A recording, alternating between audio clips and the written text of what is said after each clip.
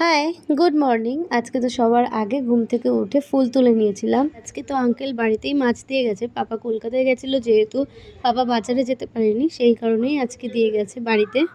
দেন তো ঘরের টুকটাক কাজ সেরে স্নান করে নিয়ে লাঞ্চ করে নিয়েছিলাম। লাঞ্চ করার পরে খেয়েছিলাম একটা আমড়া।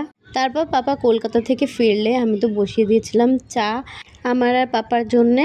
চা খেয়ে সন্ধে পুজো দিয়ে বেরিয়ে পড়েছিলাম। আজকে বাইরে অনেক কটা কাজ ছিল, তো আমি, বুনু আর পাপা বেরিয়ে পড়েছিলাম, আর মা আগে দুপুরবেলা চলে গেছিলো।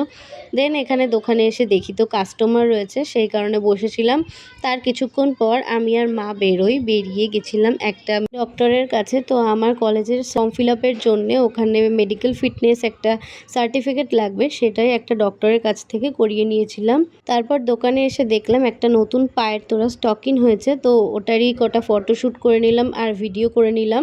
তারপর বেরিয়ে পড়েছিলাম দোকান বন্ধ হওয়ার পরে। আজকে যেহেতু পুরো সন্ধ্যাটাই চারজনে মিলেই বাড়ির বাইরে ছিলাম, সেই জন্যে ভাবলাম ডিনারটাও বাইরে থেকে করি। তো তারপরে গেছিলাম একটা রেস্টুরেন্টে। তার আগে মিয়ামোর থেকে একটা চকোলাভা কেক নিয়েছিলাম।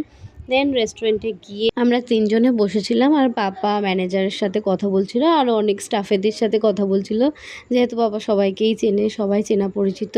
আর বুনু এখানে কেকটা খাচ্ছিল। দেন চলে আসলো আমাদের ডিমসাম। আর খেয়েছি ড্রাই চিলি ভেটকি, দেন খেয়েছি স্কুইড সল্টেড পেপার।